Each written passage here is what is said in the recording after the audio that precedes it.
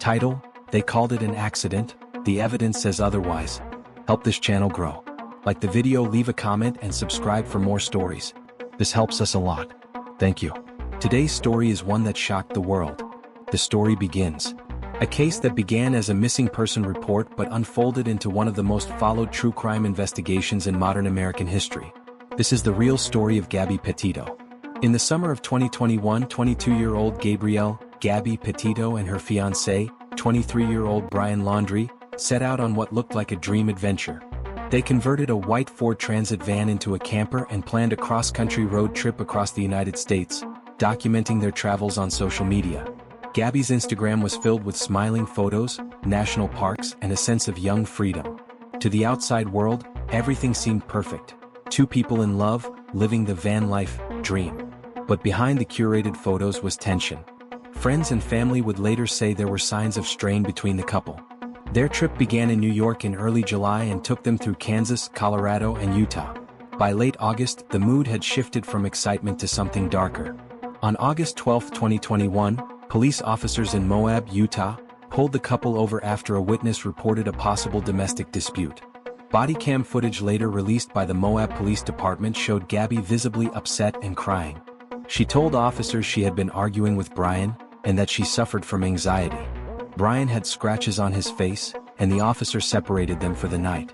At the time, it was categorized as a mental health break, not a crime. Both were released and the trip continued. No one could have predicted what would happen next. In the following days, Gabby's family stayed in touch with her through text messages and FaceTime. On August 23, she spoke with her mother for the last time. She said they were heading toward Grand Teton National Park in Wyoming. Then silence. By early September, Gabby's family began to worry. Days passed with no response. Her social media stopped updating. Her phone went unanswered. And then came the most confusing twist. Brian returned home to North Port, Florida on September 1st, driving the van they shared. He was alone. He didn't contact Gabby's family. He didn't report her missing. Instead, he went back to his parents' house and remained silent. On September 11, 2021, Gabby's mother, Nicole Schmidt, officially reported her daughter missing. The case quickly gained national attention. The hashtag #FindGabbyPetito exploded across the internet, with millions of people sharing her photos and demanding answers. As the days passed, journalists camped outside the Laundrie family home. Police questioned Brian but received no cooperation. His attorney issued a short statement saying he would remain in the background. This silence only fueled suspicion. Why would a fiancé not help find the woman he loved? Search teams combed through Wyoming, focusing on Grand Teton National Park, where Gabby was last known to be. Volunteers, FBI agents, and local law enforcement spent days searching rugged terrain. The public followed every update, dissecting each clue: the van, the texts, the social media posts. On September 17th, the Laundrie family reported Brian himself missing. He had left for a hike in the Carlton Reserve, a sprawling swamp area in Florida, and hadn't returned. The investigation now had two missing people, Gabby Petito and Brian Laundrie. Days later, a breakthrough came from a YouTube couple who had been documenting their own travels. While reviewing footage from their dashcam, they spotted a white Ford Transit van parked off the side of a dirt road in Wyoming. The location matched where Gabby's phone had last pinged. Investigators rushed to the site. On September 19, 2021, search teams discovered human remains in the Bridger Teton National Forest. The area was near the Spread Creek dispersed camping site. The body was soon confirmed to be that of Gabby Petito. The autopsy ruled her death a homicide caused by manual strangulation. The nation grieved. What began as a story of adventure and love had turned into a tragedy that raised painful questions about domestic violence, mental health, and missed warning signs. But this was only the beginning. Investigators now had to find the one person who could answer what really happened: Brian Laundrie. The discovery of Gabby Petito's body changed everything. What began as a missing persons case now became a homicide investigation that gripped the United States. FBI agents joined local law enforcement, establishing a timeline of the couple's final days together.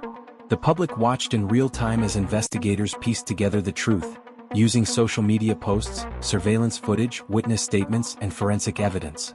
The last confirmed sighting of Gabby was on August 27, 2021, at a restaurant called Mary Piglet's in Jackson, Wyoming. Multiple witnesses reported seeing Gabby and Brian arguing loudly inside the restaurant. One manager later confirmed that the dispute was so intense it drew attention from staff and other customers. That was the final time anyone outside of Brian saw Gabby alive. In the days that followed, strange text messages were sent from Gabby's phone to her mother. One read, "Can you help Stan? I just keep getting his voicemails and missed calls." The message sounded unlike Gabby's usual tone. Her mother would later say that Gabby never referred to her grandfather as Stan. Investigators began to suspect those texts might not have been written by her at all. Back in Florida, Brian remained silent, avoiding law enforcement and the media. His parents refused to speak publicly, saying only that their attorney was handling all communications. As reporters camped outside their Northport home, protests began on the street. People shouted demands for answers, holding signs that read "Justice for Gabby." The story dominated news cycles for weeks, and millions followed every update on social media. The FBI executed a search warrant on the Laundrie home, seizing computers, phones, and hard drives. They towed away the white van, now considered a crime scene. Inside, investigators found Gabby's belongings, her journals, clothing, and camping supplies, as well as potential DNA evidence. Every detail was carefully documented and sent to the FBI lab for analysis. Meanwhile, the search for Brian intensified. The Carlton Reserve, where his parents said he went hiking, covered over 25,000 acres of swamp, infested with alligators, snakes, and thick brush. Search teams used drones, airboats, and dogs, but the terrain made progress slow. Days turned into weeks, and there was still no sign of him. In late September, the FBI issued an arrest warrant, not for homicide, but for unauthorized use of Gabby's debit card after her death. It was a legal step that gave law enforcement grounds to detain him if found. The public began drawing their own conclusions, convinced that Brian knew what had happened. True crime enthusiasts, digital investigators, and journalists dissected every piece of evidence online. Hashtags like #JusticeForGabby and #WhereIsBrian trended across platforms, and amateur sleuths flooded the internet with theories. While the nation searched, more details emerged about the couple's relationship. Police reports and 911 calls from earlier in their trip revealed multiple domestic incidents.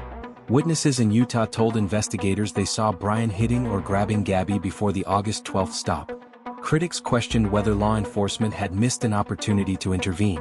The body cam footage that once showed a distraught but alive Gabby became one of the most haunting clips in recent memory.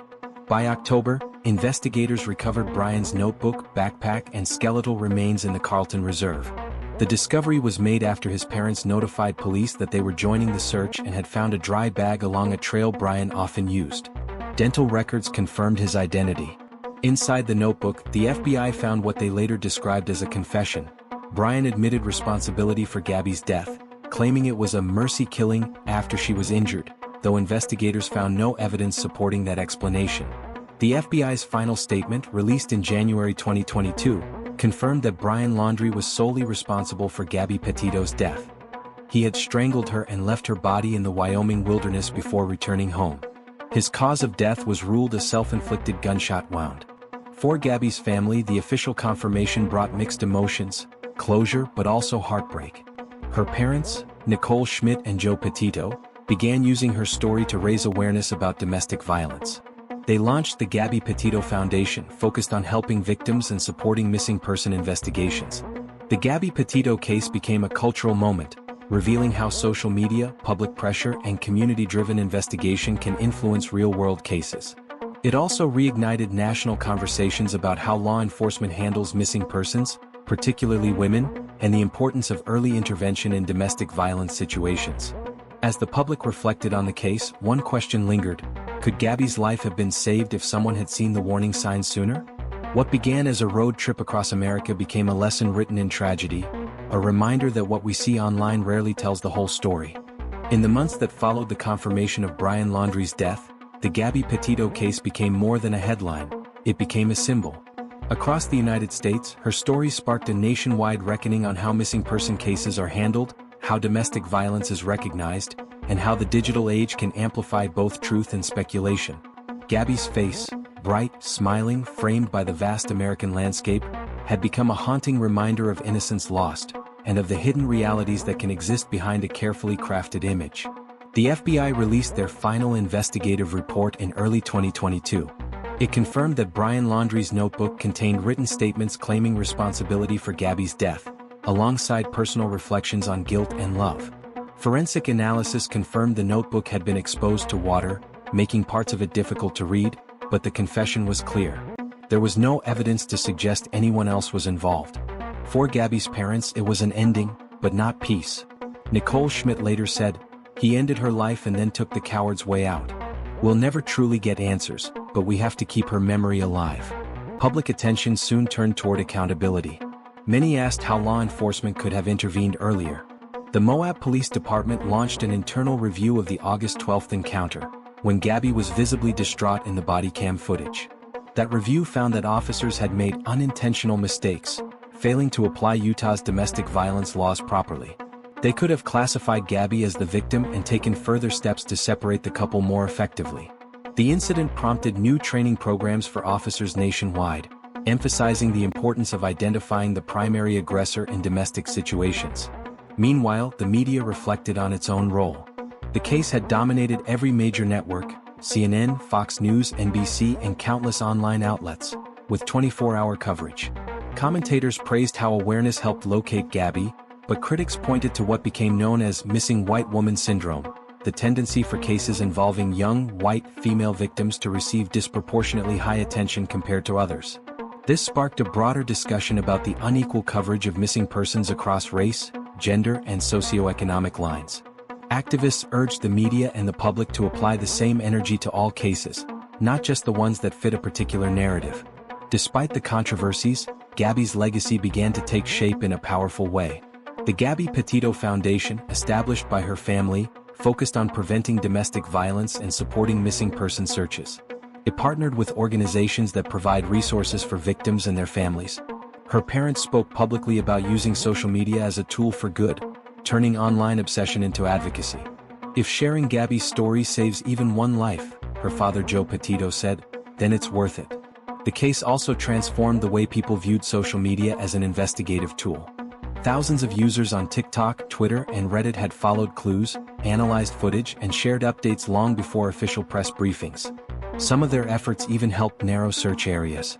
However, law enforcement warned that online speculation could also spread misinformation, complicating real investigations. The Gabby Petito case became a study in the power and danger of digital crowdsourcing.